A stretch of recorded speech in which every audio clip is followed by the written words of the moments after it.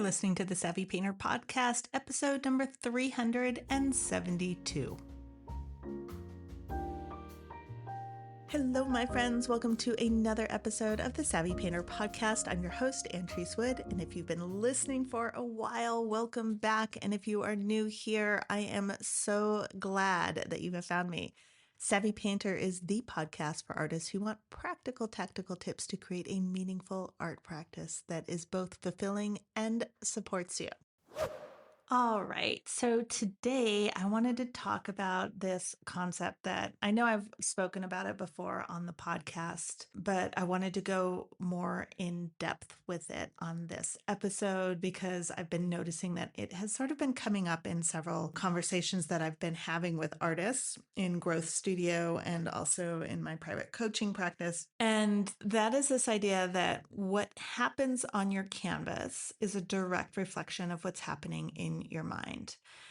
And before we move past that, I want to tell you exactly what I mean by that. And I want to show you some of the ways that I have seen it up, not just literally on your canvas, but in the other places of your art practice. So I'm going to talk a little bit first about how this shows up actually on your canvas, and then I'm going to share some stories with you about how it shows up in other ways, like in how it shows up when we are showing our work and how it shows up when we're going to maybe talk to a gallery or send some information out to a gallery. So I see it literally during critiques that what's happening on your canvas is a direct reflection of what's happening on your mind. And it's also in other places too. So when I say that the canvas is a direct reflection of what's happening in your mind, what I'm not saying is that technique doesn't matter, because it does. I'm not saying that practice doesn't matter and building your skill doesn't matter. It absolutely does. And the external work that we do really, really matters. So building the skills, putting in the reps, putting in the, like what we call 1,000 miles of canvas, those really, really matter. And that work is important. What I am saying is that the ceiling on your technical growth, on your skill growth, is set oftentimes by what's happening in your mind. So you can practice endlessly. You can take all the workshops. You can look through all the books, read through all the artist biographies. You can be going to gallery openings and going to the museums every chance you get and having conversations with other artists. And you can still find yourself stuck. You can still find yourself hiding your work, hiding yourself on the canvas, and still wondering why the work doesn't feel the way that you know that it could feel. And that stuckness is not a canvas problem. It is a direct reflection of what is happening in your mind. So stay with me here, okay? Because this is actually really good news. Here's why that is the most empowering thing that I can tell you. And that's because your mind is accessible to you. Your mind is one of the only things that you have absolute control over. You don't have to wait for the right teacher or the right studio or the right conditions. The real work is available to you right now, wherever you are, with whatever you have. So what we're going to talk about today connects directly back to the idea of the map and the GPS system that I spoke about a couple episodes ago. When artists come to me saying, I'm stuck on this painting, or I keep starting over, or I cannot seem to get the light right, I keep trying and trying and trying. My first question usually isn't about the painting, it's about where they are on that map. Because 9 times out of 10, what's showing up on the canvas is a signal. Okay. So what I mean by that, if you remember, if you didn't listen to that whole episode, it's okay. I'll give you just enough so that you can follow along here. And then if you want to, you can go back and listen to that episode. But one of the concepts that I talked about in that episode about where we are in the landscape of our practice and being able to locate ourselves is there's a concept that I teach called the zones. And if you can imagine three concentric circles, your comfort zone is in the middle, right? Your comfort zone is in the center of those three concentric circles. And then there's a ring outside that encompasses the comfort zone. And that ring is your growth tolerance. And then if you move outside of that ring, it the outermost ring, I call it your zone of terror, right? And the reason I call it your zone of terror is because if you consider your comfort zone as the place where you feel most comfortable, you're comfortable with what you're doing, you're comfortable with your skill sets, you feel confident about whatever it is that you're working on. And if you go just a little bit outside of that, you're in your growth territory, right? So that means that you're no longer in your comfort zone, but you are in a place where you are capable of, like, there's a possibility that you can do this thing that you're trying to do. It's a reach, but it's not over the top. If you go into what I call the zone of terror, it's like you've gone so far out of your comfort zone. You've taken a big, giant leap that you don't really have a reference point anymore. And we tend to get a little bit dysregulated out there. So 9 times out of 10, what I'm saying, what it shows up on your canvas is the signal, and I'm stuck is often the feeling that we get when we're getting close to that outer ring. I keep starting over is often the resistance phase of the create spiral, which is another thing that I talk about often. And I can't get it right is often this story that we tell ourselves about what right means and what it looks like. And it's typically our idea about what's right is typically based off of our ideas of what another artist is doing or an ideal of how we are supposed to paint. Okay, so again, I know that this conversation tends to trigger a lot of people because they mistake it for I'm telling them that accuracy doesn't count. I am not saying that, for the record.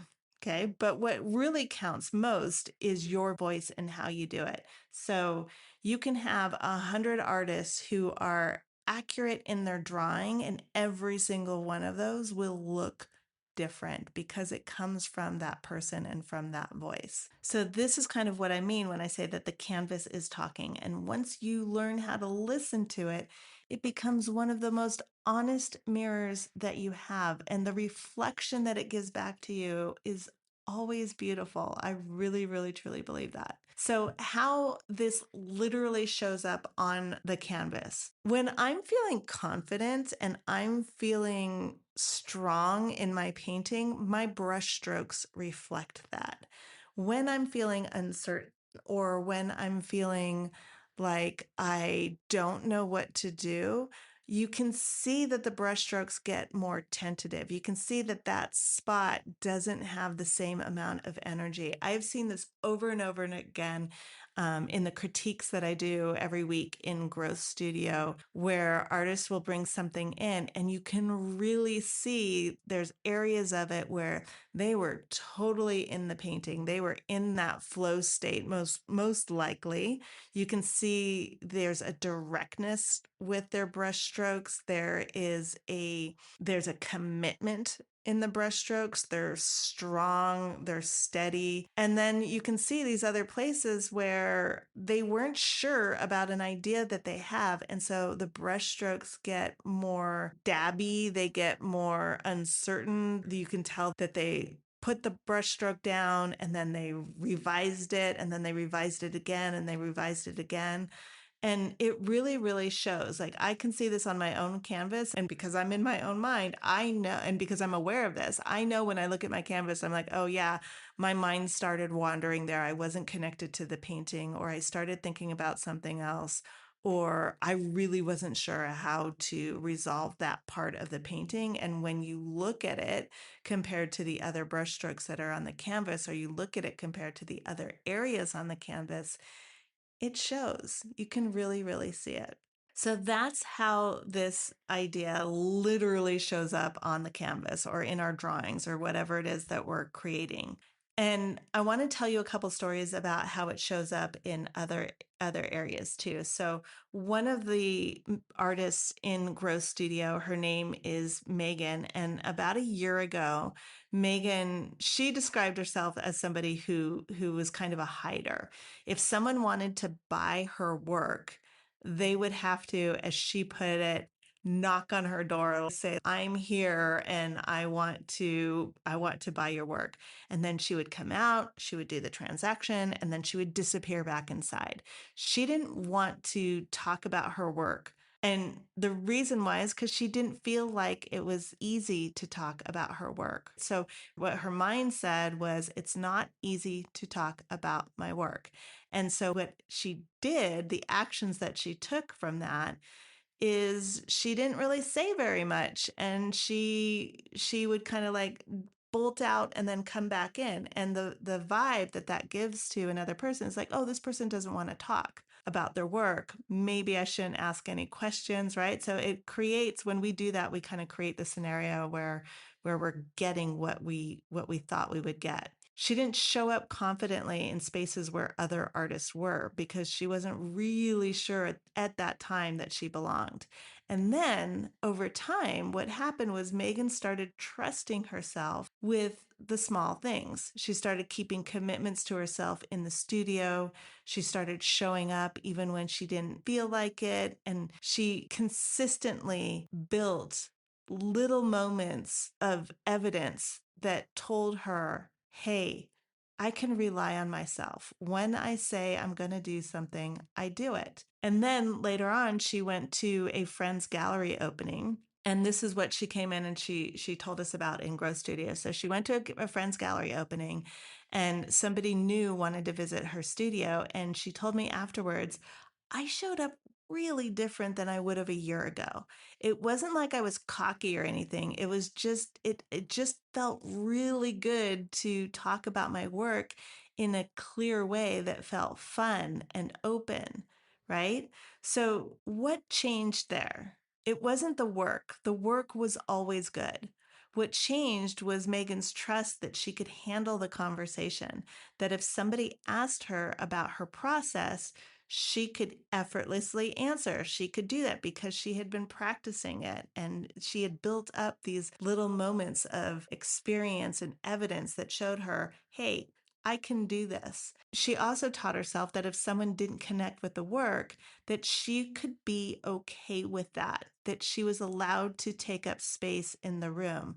And in fact, more recently, this story that I'm telling you now, Megan told us, I think it was a couple months ago, but more recently, she had an experience where somebody came into, I won't tell you the full story, but somebody was brought into her studio to see a painting, and that person looked at the painting and just said, no, I don't want that. And Megan's response to that was beautiful, right? She kept her composure. She stayed connected to what was happening.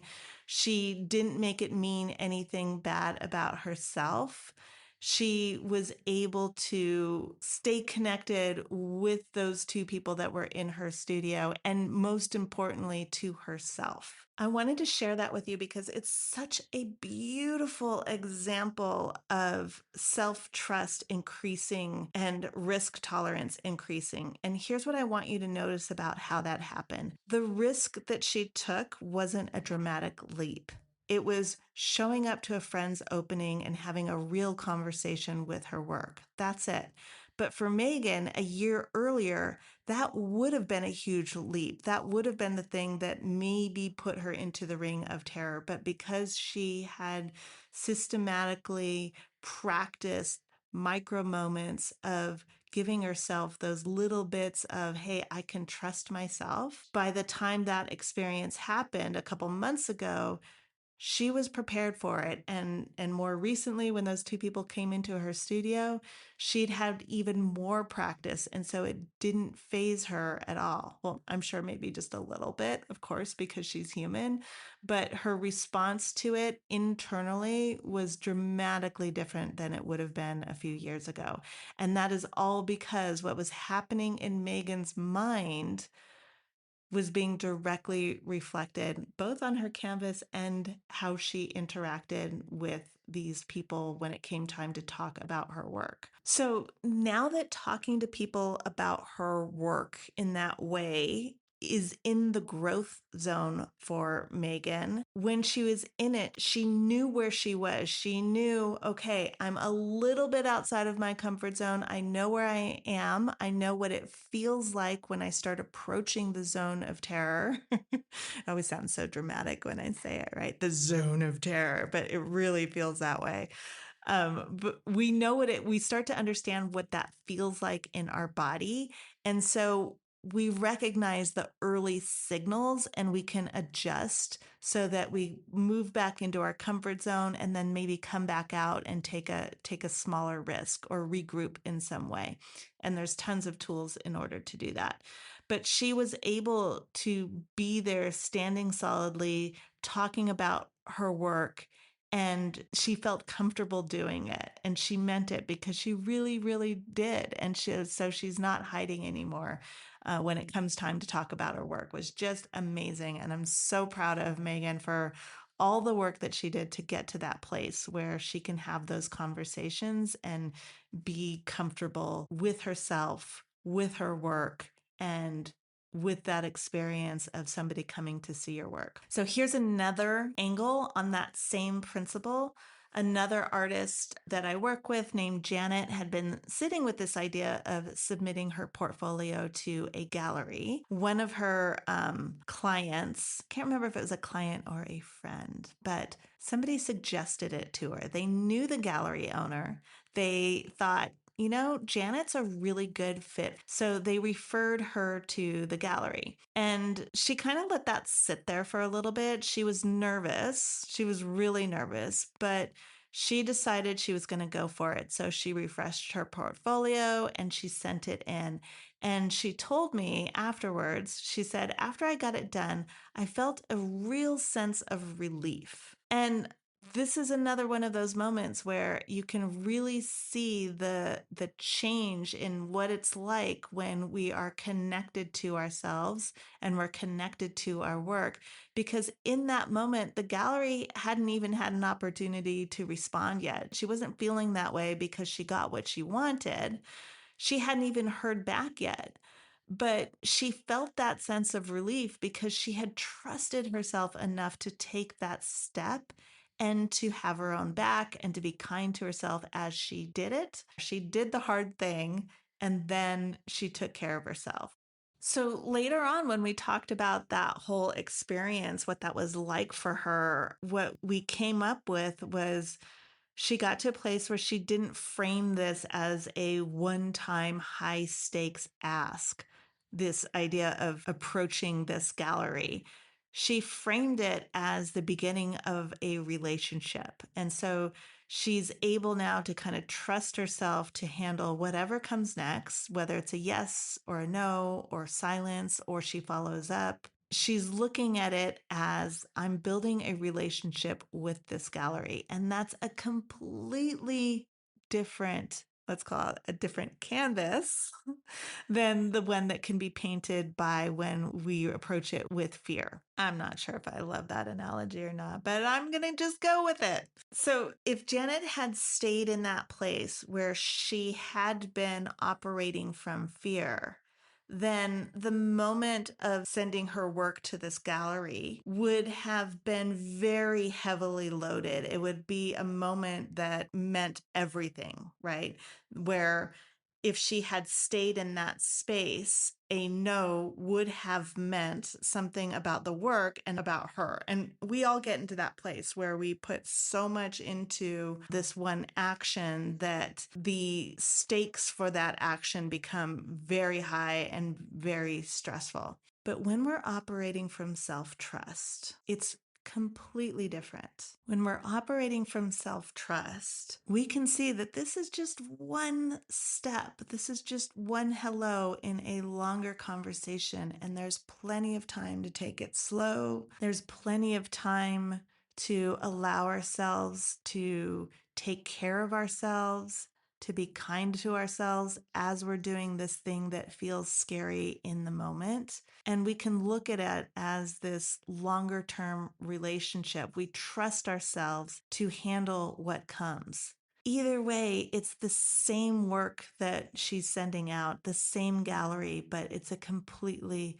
different mind that is doing it. So that's what we mean when we say what happens on your canvas is a direct reflection of what's happening in your mind.